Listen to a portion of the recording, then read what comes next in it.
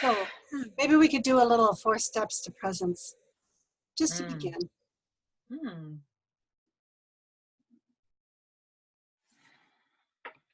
So the way that we really enjoy starting our programs is to really invite everyone, including ourselves, to be really fully present and to be embodying at a soulful level whatever's happening in the moment. So if we take a moment and bring our attention to our body, just breathing in and noticing, where does your attention rest?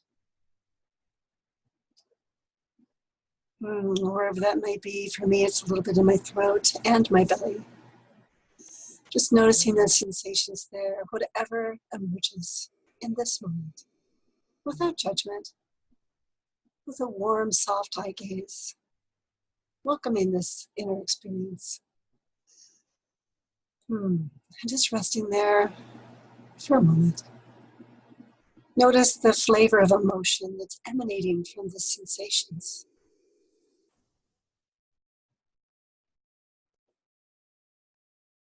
Noticing your breath, where it is in your body. Any little thought clouds that might be floating by. Just welcoming your fullness of experience as you begin to link into the beauty of the need in this moment.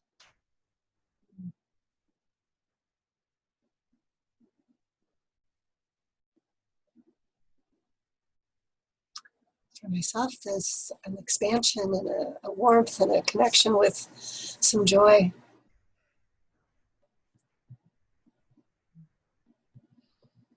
For me, I'm very, very close in this moment to my need to communicate the beauty of this work that we do together. Yeah. Yeah. Nice. Yeah, really wanting to do that justice. Mm-hmm. Would you like to begin by sharing just a little bit about how you got here? Yeah, absolutely, I would. So my name's Ingrid Gunby, and I live and work with a herd of 6 horses in Welome, which is on the east coast of the South Island of New Zealand. I've loved horses all my life, rode obsessively as a teenager, but gave up when I left school because I was uncomfortable with the model of horsemanship that was on offer back then. And I didn't know that there was any alternative. And I suppose I was so miserable with the pressure that I was experiencing for myself, and also that I felt I had to put on the horse, that I decided that if that was how it had to be, I'd rather not do it at all. And my next 20 years had lots of adventures of all different kinds, but as a thread kind of running through all of that time was the feeling of wanting to come home to the horses. Not that I understood what that meant for most of that time. My small daughter got me into riding again when she was about, 6, I think. And by that stage, my own journey had started bringing me back to embracing a much greater bodily and emotional awareness, embracing vulnerability and embracing my connection to spirituality as well. And all of that was stimulated in part by my sense of a need to better parent both of my children, and especially my son, with his acute and beautiful emotional and sensory sensitivity, which pushed all kinds of buttons in me and made me realize that I needed to learn how to regulate my own body and emotions way better than I knew how to do in order to be able to support him. So all of that led me out of the world of strategy and policy and research, which is how I'd been making my living. into body and emotional awareness focused coaching, and then finally into training in equine facilitated learning and coaching, which is where I eventually met you, much to my delight. And I guess our friendship and collaboration has, for me, brought all the pieces together. I feel that the model for equine-led growth and healing that we have come up with through our friendship and our collaboration deeply supports the development of a more loving way of relating to ourselves and to each other. And also more flexible and authentic models of community and leadership in our families and our workplaces and society as a whole. And this is what we're teaching in the Healing Herd program, and that's I'm really excited to talk with you and share a bit of that today. Lovely. I just love that little exploration and just recognizing, even though we live on opposite sides of the world, that there's so much resonance and a shared experience that drew us together, which to me is rather magical, and I'm really grateful for that. My journey is I grew up with horses. I always, as a child, wanted to know, I just wanted to be a horse and would play at that quite often, And as a small child, my dad had a love for horses, and so I was around them. But then the first horse that I got to actually have time with, I learned, as you did, it was a whole different form where they weren't as kind or as gentle with the relationship with the horse that is possible. So I'm really grateful to have grown enough to have expanded out into that possibility. And yet the horse, when I was alone with her, was really healing. And at the time I didn't even realize it. It just felt good and right and true from the trauma that I'd experienced. I know now how much her being and her spirit was supporting my being and my spirit as we spent hours together just being in nature. And as an adult then, I too drifted apart from being able to have a horse around me, but I was always looking for them. And it was when my daughters were about a similar age that your young one was, that the marriage I was in was not solid, not lasting. It was not very functional. And so I had a friend that had horses, and she would invite me and my daughters to come over and be with them. And what ended up happening was being able to then get some horses ourselves and begin to really develop that relationship to restore trust in my daughters' lives. And I was a counselor at the time, and I would use, I would invite clients, mainly children or moms, to come out and to get to develop relationships. And so I had my own way of engaging that it was just what really supported me. When I could be out there with the horses, new possibilities felt possible, right? And we fast forward a little bit, then my youngest son, he as well is blessed with very high emotional and sensory perceptions that they can be painful at times.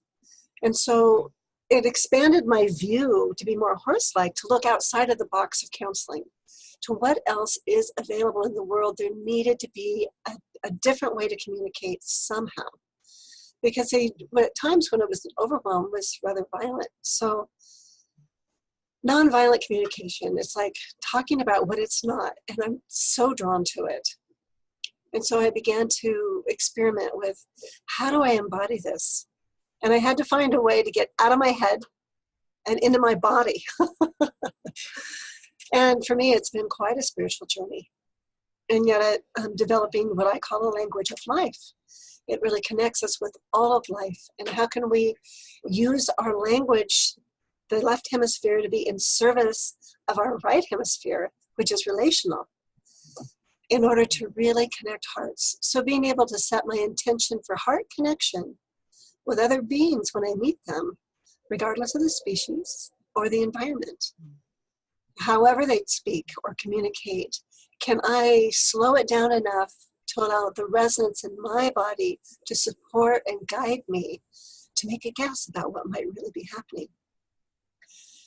So because I really wanted to know what was happening inside the body, there was Daniel Siegel, was the first one I was attracted to, of really getting to know interpersonal neurobiology, which you and I enjoy reframing as relational neuroscience. How can we stay in relationship, and how can we actually see the nervous system and the patterns that's showing up in order to support there to be a new experience where then there can be that limbic resonance and revision, and a whole new pathway can start to be grown. So blending all of those modalities, coaching just fits so much more relational for me. And the horses continued to support me and to move along the way. And I started wanting to find other people that might be just as passionate as me around relationships with horses particularly. And that's how I got to meet you. And there is something about, there was a felt sense that even in the communities that we would be in, that we could really sense that there could be a different way, a shift, a perception that would allow there to be a space where we could call a pause, where every voice matters, and that there's a blending that happens when there is that neuroception of safety that you can feel. And that's really the gift the horses can bring when we're able to really slow ourselves down and actually be present. So I really love it. I love what we do and how we co-create and collaborate, and then holding the space where everyone gets to gather together and discover what that's like too. Yeah. It's very intentional that we've called this the Healing Herd program, because I suppose the foundational principle of all of what we're practicing and offering to participants in the program is that all healing is relational. Yes. It happens in the herd and through the herd experience. And once you've experienced that, once you've really felt it,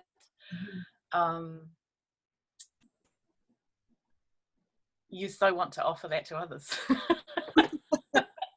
Yeah. Community. There's something really beautiful about being in a community of horses and humans that are all practicing this way of supporting one another, of being relational with one another, and listening deeply to one another. Yeah.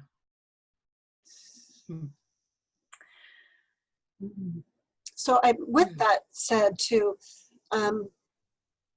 I think we'll talk about this more a little bit later, but bringing in that neuroscience of realizing how much we actually share together with horses that can support us. Yeah. And so we really do take the time to look at our nervous system and our attachment circuitry, and not just in ourselves, but with our horses, and also our circuits of emotion and motivation, and how are they showing up, so that we're able to really stay relational with the body. Yeah, we'll talk about that a little bit more, I think, when we talk about the format and content of the modules in the program. Yeah. I think. Shall we move to the next slide? Yeah, move on. Lovely. Oh, so. I love this photo. Really, yeah, and I guess magic, doesn't it? It does. It does. I mean, the magic of that relational healing and of the connection, the deep connection and listening that's happening between the human and the horse.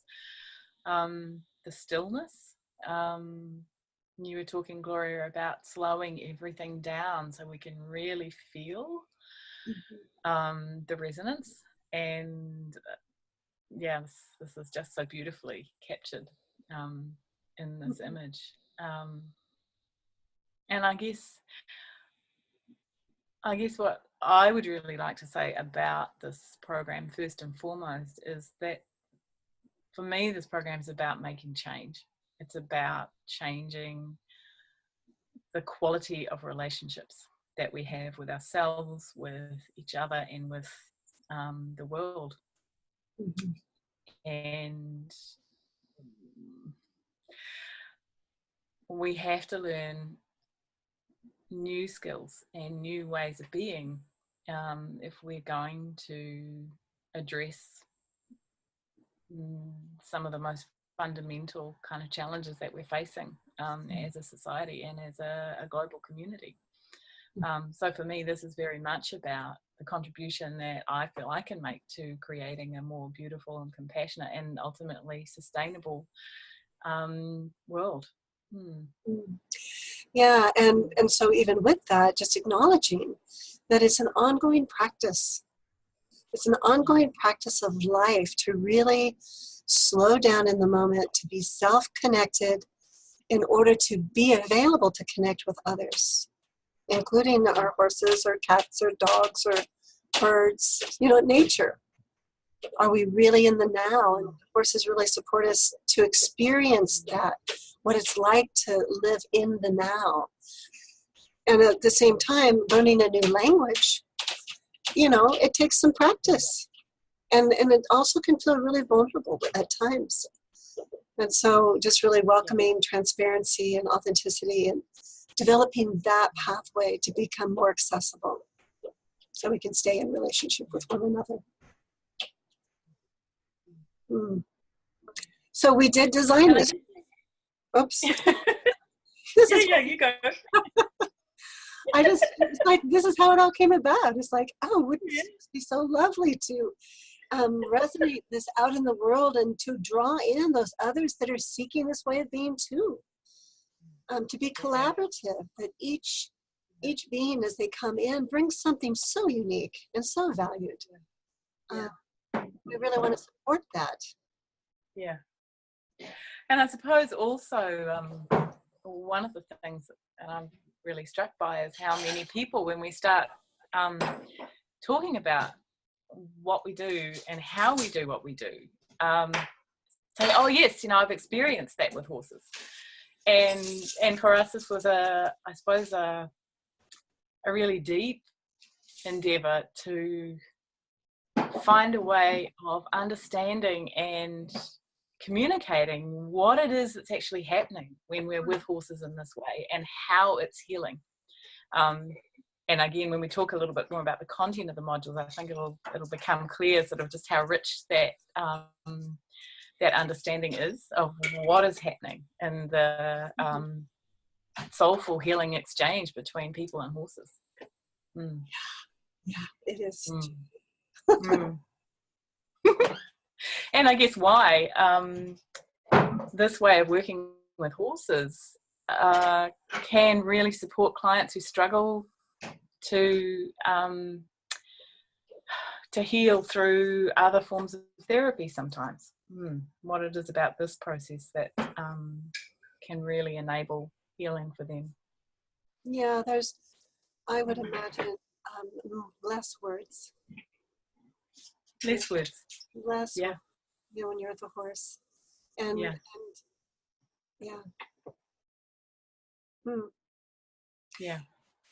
And regardless of the size of the horse, there's still that felt sense of another being, of having that connection and that communication that is nonverbal.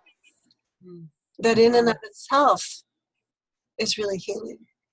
The power of the horse's heart and their gut and their lungs. I mean, all of their, we all have those brains in us. And theirs are really huge, and they really support us. And I love the research around that supports that knowledge of when you stand in that field, you feel it. Just like this image reflects so beautifully. That's like a true heart connection there. Yes. Yeah. I think the next slide's got another couple of images that kind of expand on what we're talking about. Yeah. Yeah. Mm. Would you like to talk a little bit about the image on the left, maybe, Gloria? And Yeah, so this captures a moment of that reflective, embodied relationship between horse and human, of communication, and you can actually see the communication taking place with the way both bodies are turned inwards towards one another. And in the moment, just really accompanying the human to be able to notice and be able to mark for themselves what's actually happening within them as they're receiving the wisdom of their body in relationship with the wisdom of the horse's body.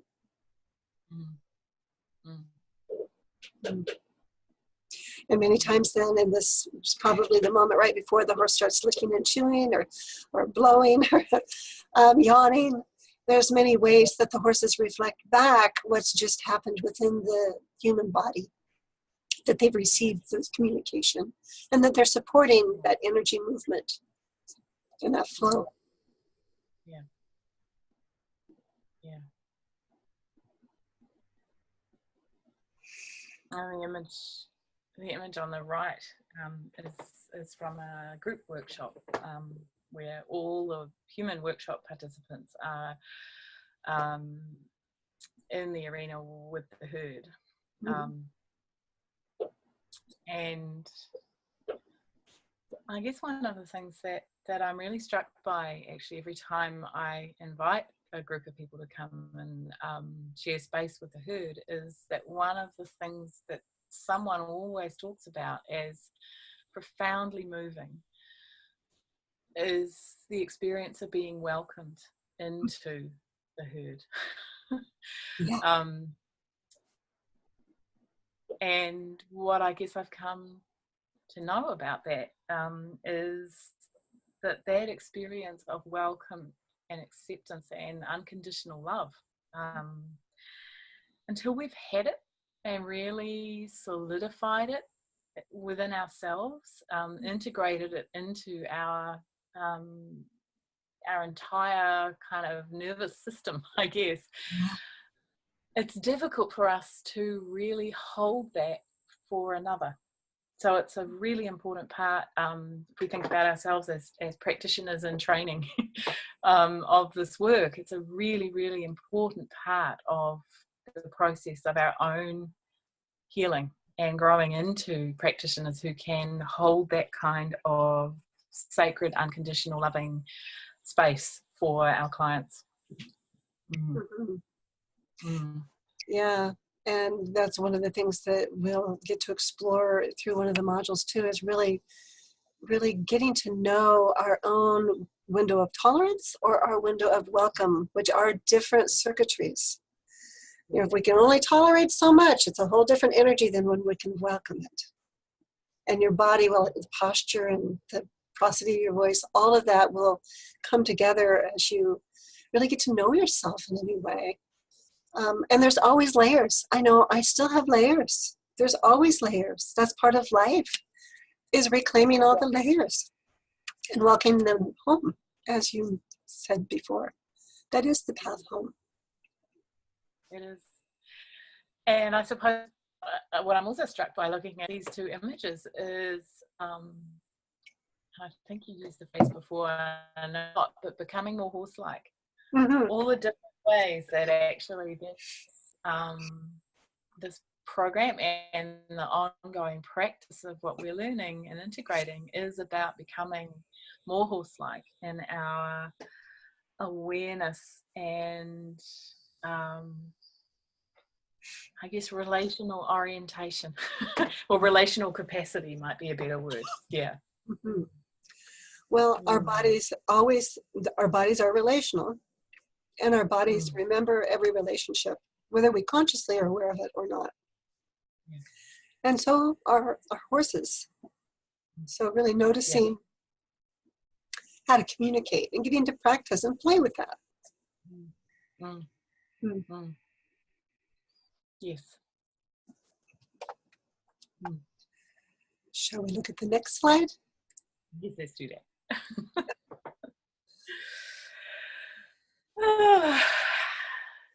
So I guess these next couple of slides are kind of unpacking what we mean when we talk about becoming more horse-like. And I suppose that one of the key things to know is that horses are social mammals with very similar needs to humans. Their need for connection, their need for warmth, their need for play, their need to know their place in their community and their contribution to their community. All of the needs that I think you could attribute to humans, pretty much. I would personally say that horses share. They're universal needs, yeah. They are universal needs. They are universal needs. And the picture that we've chosen to illustrate this slide is of two of the horses in the herd here who are really deeply bonded. And I love the quality of the interaction here. The big bay mares come in to initiate a kind of scratching and grooming session with her gelding friend. And part of this is actually a follow-on to the photo that we used a little earlier, where the horse on the left was deeply resonantly connected with the woman, that heart-to-heart kind of connection that Gloria was talking about. And this is the sequel to it. This is that process rolling on into a need to shift some energy and a need to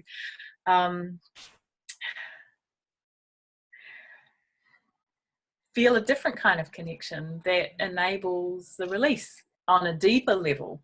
And you can see the horse on the left has been licking and chewing as his friend has come in and kind of, you know, got things moving a little with her very strong lips and teeth, and how comfortable and soothing that is for him. Which really flows right into the second point here, that horses have a fluent awareness of the physical and emotional dimensions of experience. So when someone is there and the herd is there, even if they're having that intimate moment of connection with one, they're still also in relationship with the wholeness of the community. And there's an ebb and a flow of an interconnection that happens between the species, where, as you've shared, the horses, they know how to move with that energy. They know how to support that and how to really stay relational in the herd. Yeah. And in order to do that, they are extremely expressive and sophisticated in terms of their emotional range. Some wonderful research coming out now that substantiates what I think a lot of horse people have always known, that horses have a huge emotional repertoire. And, you know, if we understand that all emotion is really valuable information pointing us towards what we need to thrive, and not only ourselves as individuals, but actually ourselves as part of a community, then working really closely with horses and seeing how they do emotion is hugely, hugely beneficial. It is huge. Remembering that emotion is energy in motion, and they know it very well. Yeah.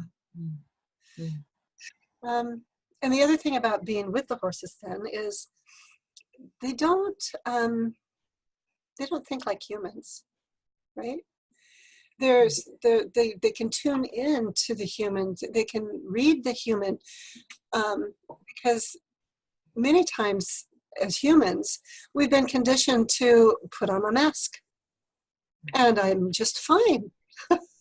But inside, my heart might be thudding, my stomach might be squeezed, and the horse is going to read what's really happening and going to connect with me on that level rather than on my mask. The mask is not going to feel congruent, and they're going to go, I'm not sure, you might be kind of a scary predator. And so they really are able to connect on the visceral level of what really is here now, and invite people to have the courage to step in and start living from that space. And then it's of course, resourceful energy. Yeah. Yeah, I was going to say, of course, when people do that, because the horse is not attached to how you were 5 minutes ago. Yeah. Beautiful, beautiful, real-time reflection of what it's like to show up differently, more authentically, more congruently. Mm-hmm. And that's hugely powerful for people. Absolutely. And I suppose the other thing that we see is true all the time is that people are often more open to receiving truths, no matter how uncomfortable those truths might be, and also receiving love from horses than they are from other humans, at least initially. Absolutely. Yeah. And as you had said before, it might be the first time someone's gotten to actually experience that, and then get to actually know what that is like inside of themselves. And then that does create the possibility for them beginning to practice that in order to learn how to hold that space for others. Yeah. It's a very sacred space.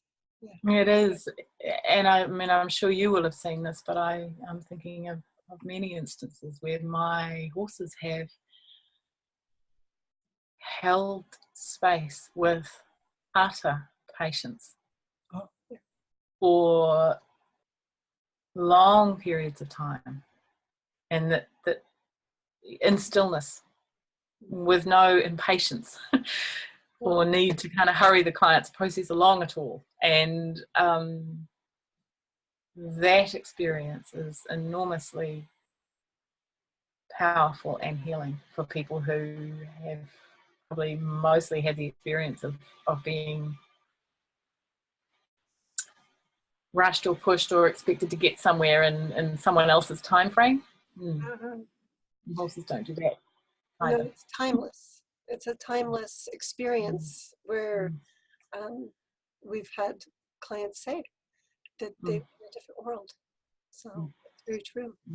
They do carry us to different worlds within ourselves. Yeah.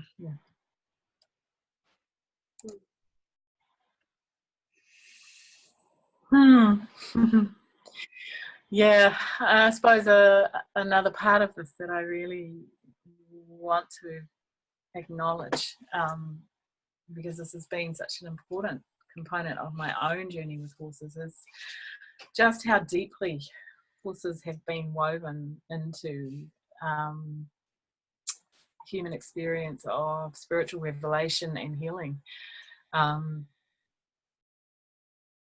going back millennia, right back to the earliest cave paintings, through all the numerous horse gods and goddesses and all their various different aspects. Obviously, Chiron, the centaur who invented medicine. Horses seem to be somehow a bridge between heaven and earth. They seem to help us to reconcile apparent opposites, the yin and the yang, gentleness and strength, the earthy, watery kind of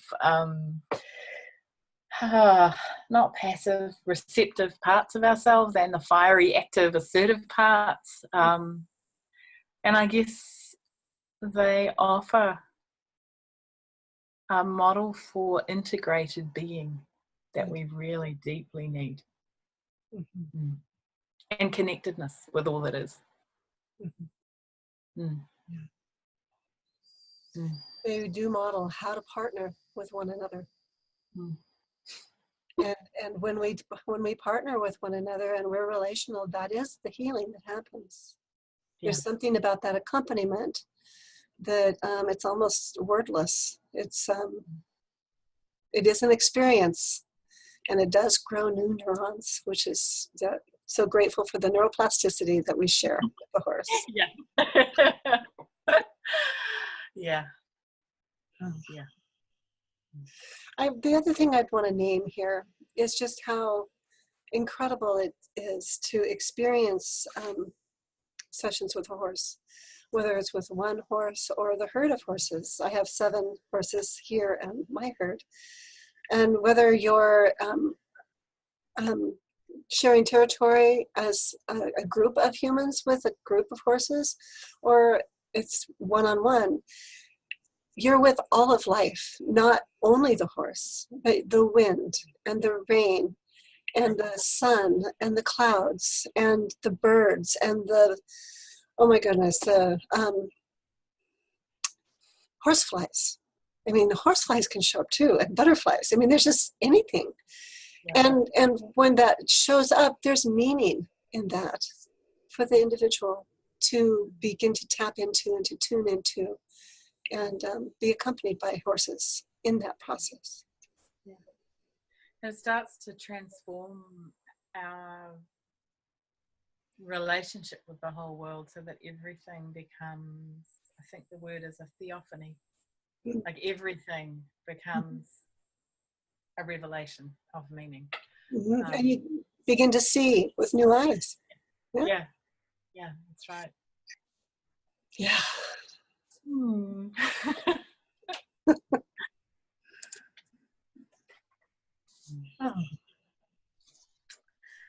Yeah. So who's the program for? Well, this could be a really good fit for you if you already have experience with horses and you're committed to an approach to horsemanship that's not based on dominance. There are lots of models out there, horsemanship models that talk about partnership. But what we're really interested in is unpacking what does it actually truly mean to have a non-violent relationship with horses. To stay relational with ourselves and with the horse in all circumstances. And also the opportunity to step in and to discover those subtle areas that we were blind to see, where we've shifted and we are now in a dominance paradigm rather than a partnership paradigm. And how might we, rewind that and make a repair with our horse? And how might we make a clear request that is respectful and bring in that sense of mutuality? How am I listening? Or am I attached to my strategies? Yeah. Really, there's something about really learning to listen to the whole body of the horse, the whole being of the horse, with your own body, to really reclaim your capacity to be able to do that. Because for many, we've been kind of like disconnected from our bodies. And it's scary to go there, but this is a very gentle way of reawakening your body and getting to really know yourself in community. And so it is an ongoing thing to continue to grow. And to be vulnerable in community while you have support and while you get to practice supporting others too. And so it's important, I guess, also that people coming into the program do already have experience supporting others. We're fairly open, I guess, to what kind of experience that is. So you could already be working as a counsellor or a therapist, social worker, educator, coach, or in some other healing modality. But we really we really love it when people kind of already have a sense of who they are and how they work and what it is they're wanting to offer. And then this program enables you to bring horses or horse wisdom into that work. It's not a program for people who are really just starting out on their own kind of exploration of how they might like to support people. Is there anything you'd like to add to that, Gloria? Well, it ties right back into what you had shared earlier around we're really only able to hold that sacred space for others if we've gone there ourselves. Yeah. And so it is an opportunity to deepen into that. And yet it's to support what's already there to be ongoing and to really have the support you need to develop your own style of what does it look like to partner with the wisdom of a horse with what you are already providing. And I guess the other thing, which I know we've touched on a couple of times, is that the program itself invites a lot of growth and healing for all participants. That's inevitable. And so I guess the other key requirement for people considering the program is that you're committed and remain committed to your own ongoing personal growth and healing, not just through the program but out the other end as well. Yeah, and being able to receive the support that you need. Yeah, being able to own that and receive that one-on-one support and supervision ongoing in order to have a really clear container yourself. Yeah.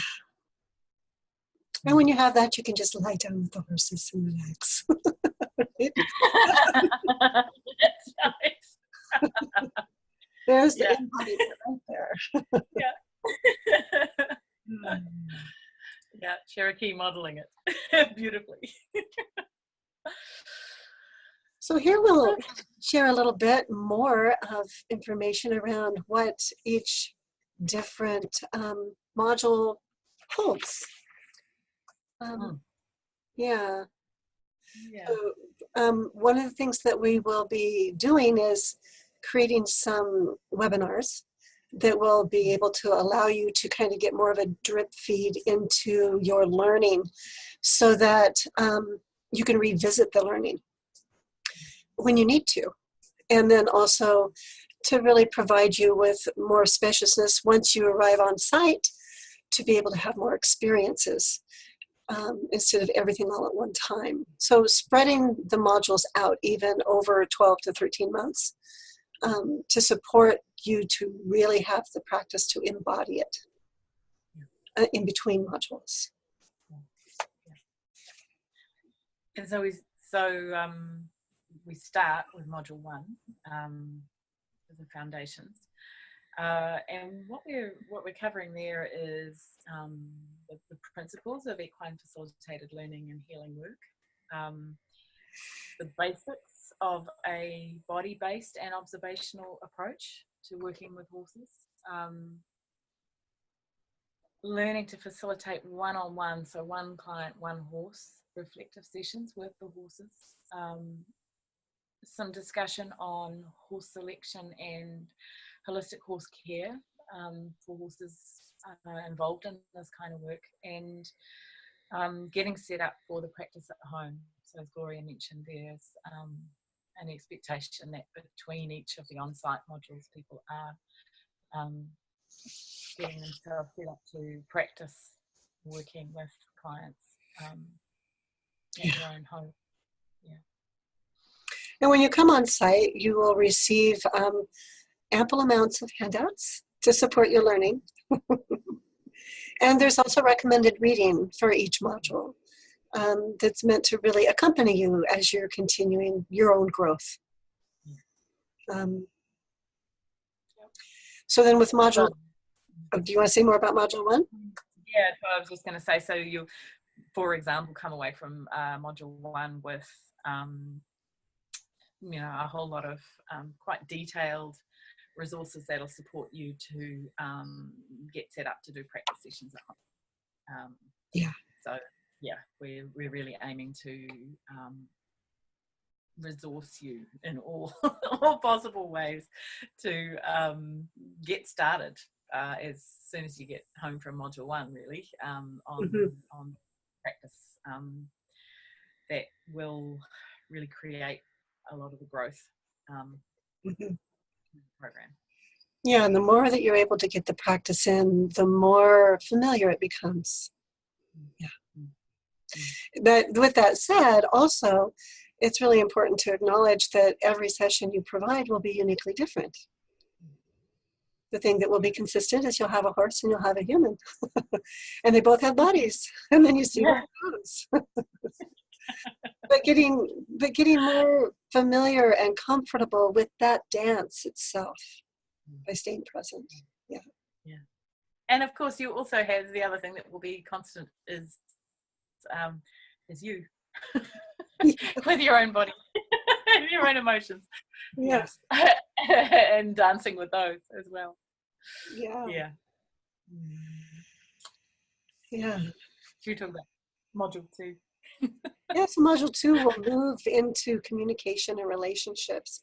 So we're really going to deepen our understanding of what is that healing that happens through relationship, through different explorations of attunement and differentiation, and really having compassionate relationships that takes the time to really hold the needs of community, everyone's fundamental needs. We'll continue to build on those reflective sessions, with it being really body-based and having empathic accompaniment skills, bringing those forward with more tools and processes, specifically from the nonviolent communication. And I'm wondering, Ingrid, if you might want to talk a little bit about that concept of differentiation? Yeah, absolutely. So it comes originally from David Schnarch's work on intimacy and long-term relationships. And I guess differentiation is really the capacity to hold on to ourselves when we get increasingly close with another. It's actually what enables genuine intimacy rather than kind of the messy fusion of two people. And it's really key to building those kinds of relationships where everyone can genuinely thrive. And the really beautiful part is that practicing nonviolent communication really grows our capacity for differentiation, because it asks us to know and to take responsibility for our feelings and our needs, and to learn how to make genuine requests that are not demands, and to receive those as well. Yeah. So we found that nonviolent communication and that concept of differentiation are a really powerful combination in exploring how to heal through the practice of relationship. Not heal so that we can go and have good relationships, but actually heal through the practice of attuned, differentiated, and compassionate relationship. Yeah. And so during the module 2, then participants are going to get to experience both being a client as well as a facilitator. And it's also possible, depending on what shows up, that there may be a little bit of invited movement with that as well. And again, then between times modules 2 and 3, there will be that rich exploration of continuing to practice facilitation and getting support with that, as well as we have Zoom calls that will be offering webinars as well as practice sessions on Zoom in community.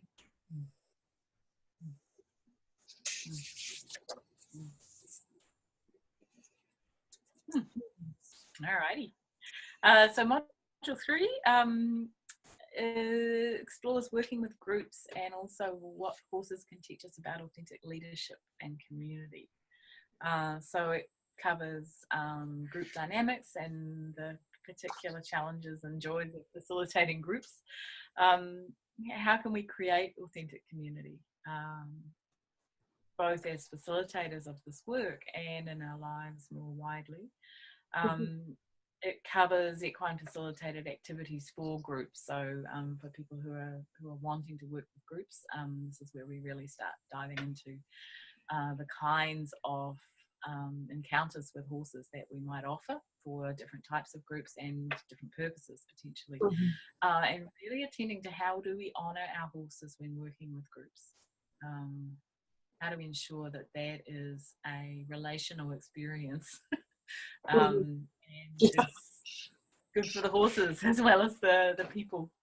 And alongside that, we're really starting to look at the meaning of leadership for horses. I mean, this is a huge field of writing and thinking and talking in the horse world about what leadership means for horses. And with our kind of staying relational focus for this whole program, we're kind of unpacking some of those concepts and then looking at human parallels for the paradigms of leadership that we really feel are operating in equine communities. And we explore those through sessions involving movement with the horses. And I guess the other component of Module 3 can be, depending on how things go, understanding ourselves within our webs of relationships. So a little introduction to constellation work with horses, which is a topic that you and I could talk about at some length, and in fact have in another webinar. That is another webinar, yes. But it is a fascinating exploration, and so it will be an introduction to that, even the concept of what is constellation with horses. That's right.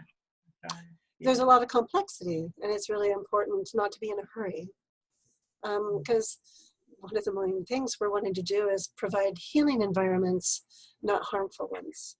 And so it's important to really know the scope of your own capacity to hold that space and practice.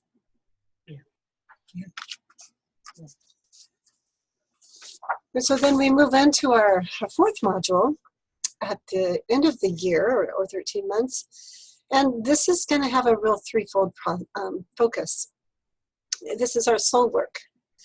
So it'll be opportunity to really determine where you are in your process, whether you're feeling comfortable and ready and confident and really embodied ability to hold those one-on-one sessions, or whether you're ready to stretch and grow and hold small groups. If there is further need for development, then that'll be an opportunity for you to have a conversation with one of us so that we can support you to have a plan that's going to really support you with your ongoing learning. You want to share a little bit about the different types of possibilities it could include, or there could be other things that you... So I guess depending on kind of where you're at by the time Module 4 rolls around, and what kind of experiences you're thinking you might want to offer to clients, that could look like some ongoing one-on-one practice sessions and supervision and kind of feedback on those. But what I also love to invite is for participants on the program to perhaps, if they're wanting to think about offering group experiences or workshops, to come and be part of offering workshops here with me, so they can assist me and get lots of support as they kind of stretch into that, or hosting those at their own home base, and I can come and support them in whatever way they might enjoy. So that could be, I might lead the workshop with them assisting, or I'm actually equally happy to assist and have them lead if that's where they're at by that stage. So it's really any and all. I guess I feel like I'm open to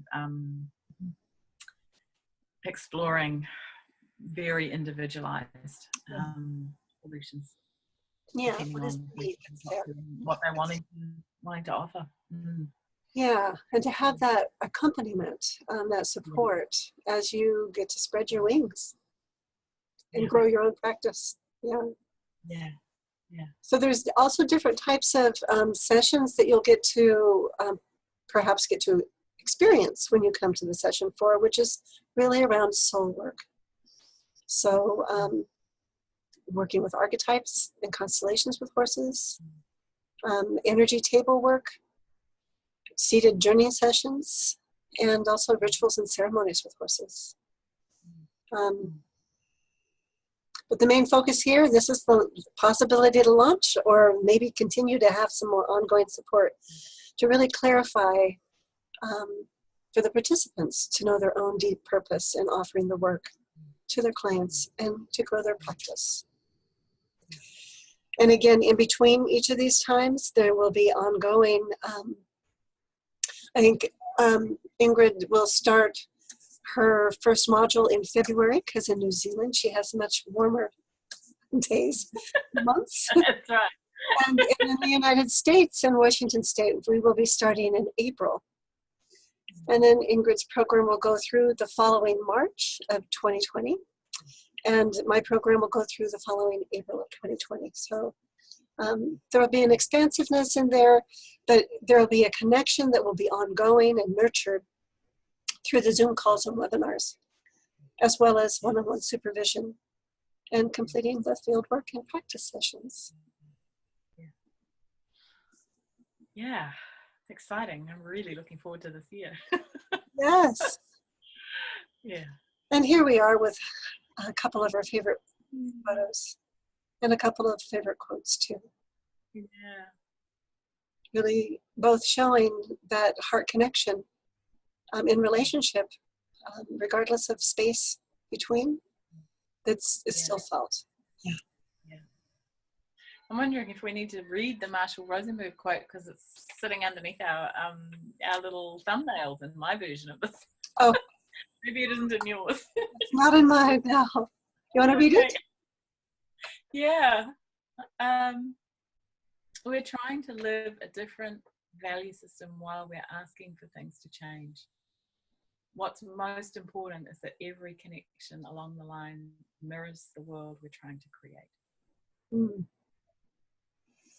And I guess what that means. Also Angela Dunning, we must not heal one species at the expense of another. We need that mutuality. Both of these, the texts that these come from, are required reading for the program. And hugely powerful for me in actually shaping my understanding of what it is that we're actually teaching. Yes. Yeah, it's a plumb line.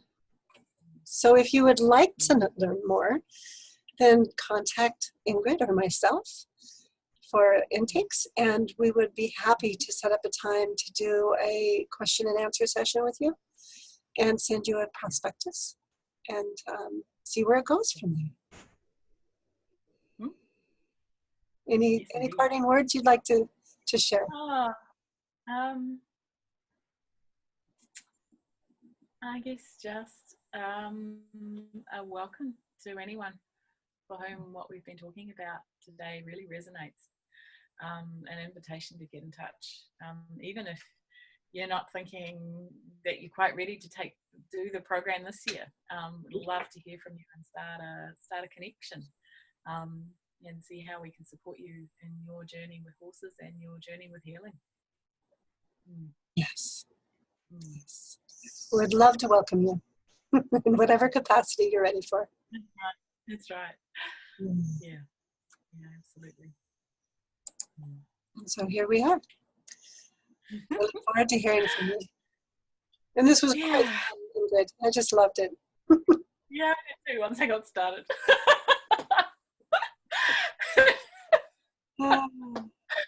Yeah.